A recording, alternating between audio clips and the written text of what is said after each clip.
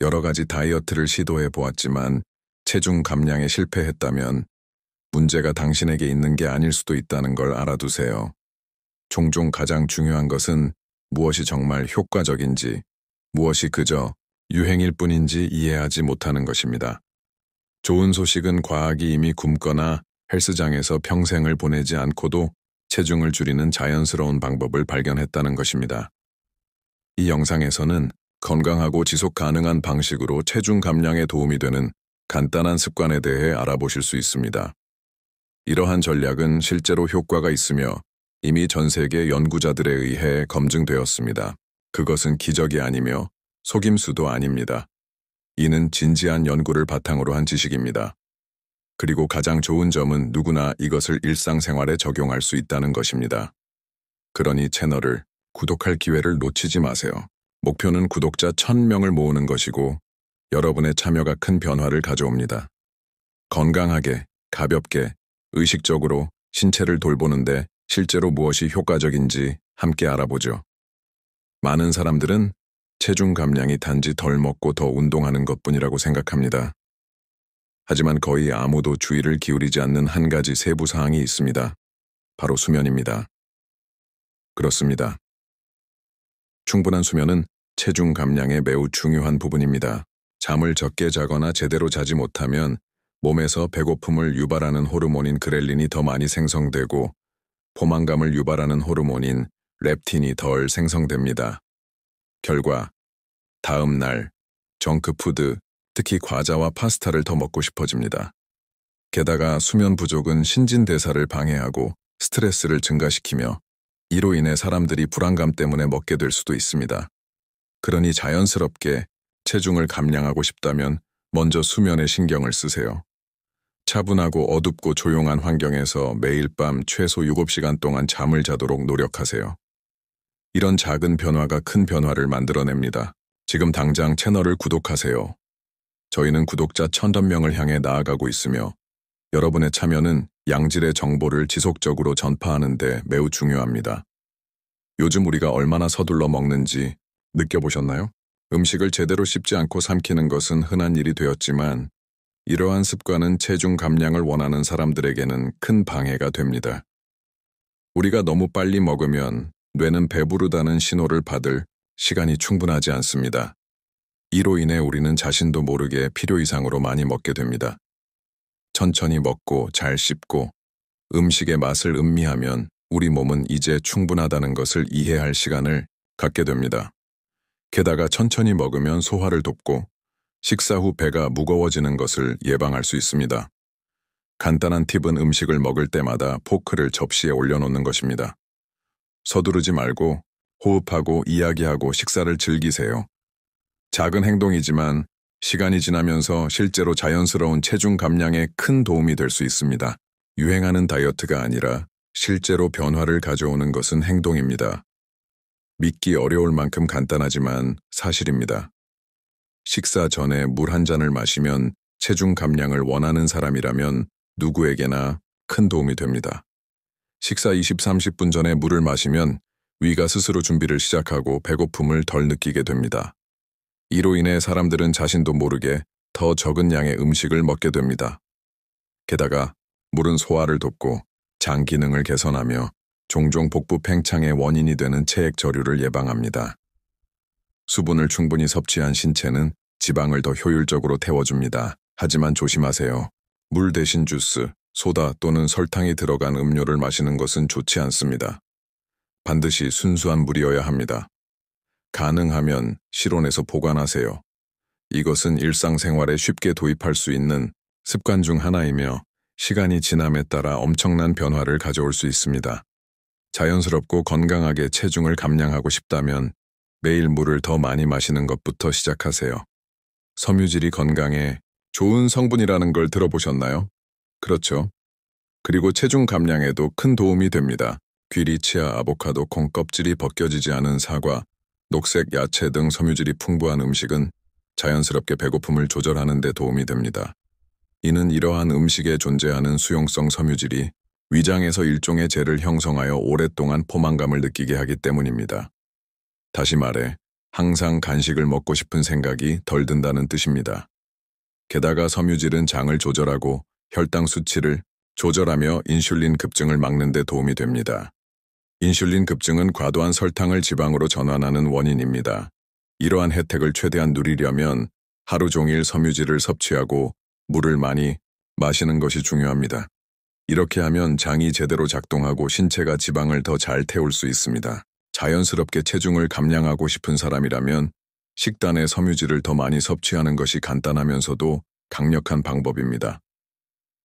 설탕과 흰빵, 케이크, 비스킷, 일반 파스타와 같은 정제된 음식은 체중 감량을 원하는 사람들에게 큰 적입니다. 이들은 매우 빠르게 혈류에 흡수되어 포도당과 인슐린 수치를 급격히 상승시킵니다. 문제는 이런 일이 자주 일어나면 몸에 지방이 더 많이 축적되기 시작한다는 것입니다. 특히 배에 지방이 많이 축적됩니다. 더욱이 이런 음식은 배부르기를 오래 지속시키지 못합니다. 먹고 난 뒤 얼마 지나지 않아 배고픔이 되살아나며 결국 필요 이상으로 먹게 됩니다.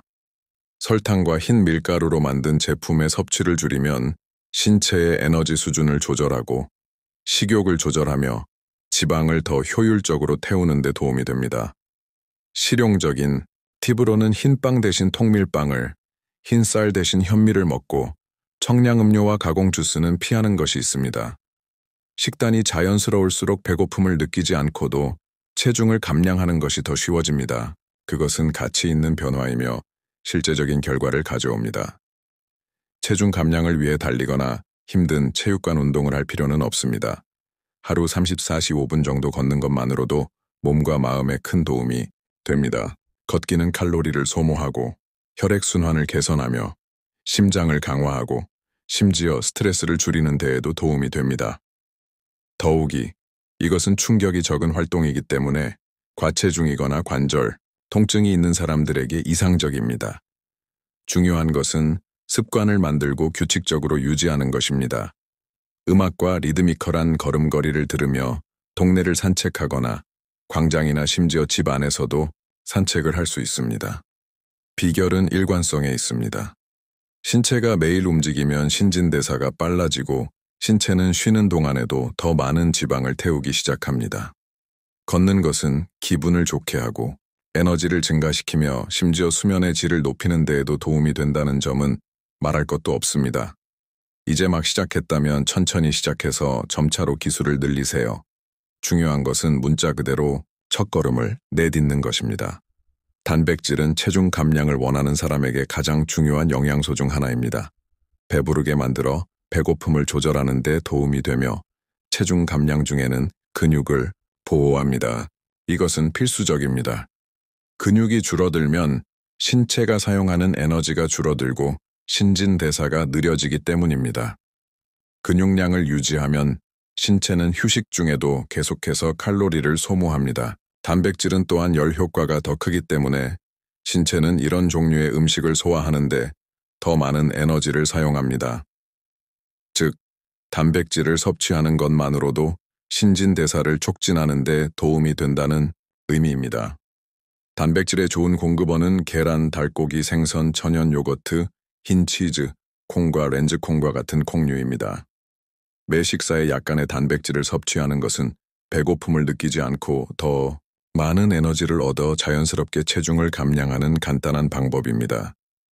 많은 사람들이 모르지만 스트레스는 실제로 체중 감량 과정을 방해합니다. 우리가 스트레스를 받으면 몸은 코르티솔이라는 호르몬을 분비합니다.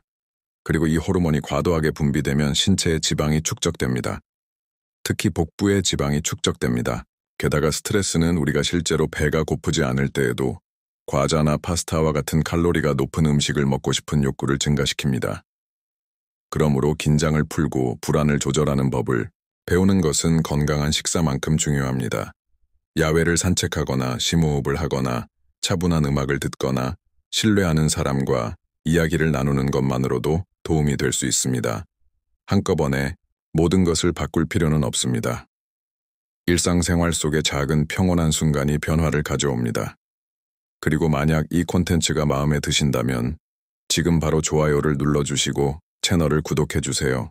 우리는 구독자 1000명을 향해 나아가고 있으며 여러분의 도움으로 이 목표에 점점 더 가까워지고 있습니다. 많은 사람들이 모르지만 스트레스는 실제로 체중 감량 과정을 방해합니다. 우리가 스트레스를 받으면 몸은 코르티솔이라는 호르몬을 분비합니다. 그리고 이 호르몬이 과도하게 분비되면 신체에 지방이 축적됩니다. 특히 복부에 지방이 축적됩니다. 게다가 스트레스는 우리가 실제로 배가 고프지 않을 때에도 과자나 파스타와 같은 칼로리가 높은 음식을 먹고 싶은 욕구를 증가시킵니다. 그러므로 긴장을 풀고 불안을 조절하는 법을 배우는 것은 건강한 식사만큼 중요합니다. 야외를 산책하거나 심호흡을 하거나 차분한 음악을 듣거나 신뢰하는 사람과 이야기를 나누는 것만으로도 도움이 될 수 있습니다. 한꺼번에 모든 것을 바꿀 필요는 없습니다. 일상생활 속의 작은 평온한 순간이 변화를 가져옵니다. 그리고 만약 이 콘텐츠가 마음에 드신다면 지금 바로 좋아요를 눌러주시고 채널을 구독해주세요. 우리는 구독자 1000명을 향해 나아가고 있으며 여러분의 도움으로 이 목표에 점점 더 가까워지고 있습니다. 자연스럽게 체중을 감량한다는 것은 큰 희생을 치르거나 배고픔을 참는 것을 의미하지 않습니다. 일상생활 속의 작은 변화가 큰 변화를 만들어내는 경우가 많습니다. 더 잘 자고, 물을 더 많이 마시고, 조금 걷고, 더 차분하게 식사하는 것. 이 모든 것이 합쳐지면 신체 기능이 더 좋아지고 지방을 더 효율적으로 태우는 데 도움이 됩니다. 마법의 공식은 없지만 안전한 길은 있습니다. 비결은 자신의 몸을 존중하는 마음으로 돌보고 몸에 무엇이 필요한지 잘 듣는 것입니다. 여기에 나온 방법을 점진적으로 적용하면 시간이 지남에 따라 결과가 나타날 것입니다. 무엇보다도 가볍고 건강하며 지속적인 결과를 얻을 수 있습니다. 여기까지 따라와 주셔서 감사합니다. 그리고 기억하세요. 모든 단계가 중요합니다. 인내심과 애정을 가지고 자신을 돌보세요. 다음 영상에서 만나요. 그럼 만나요.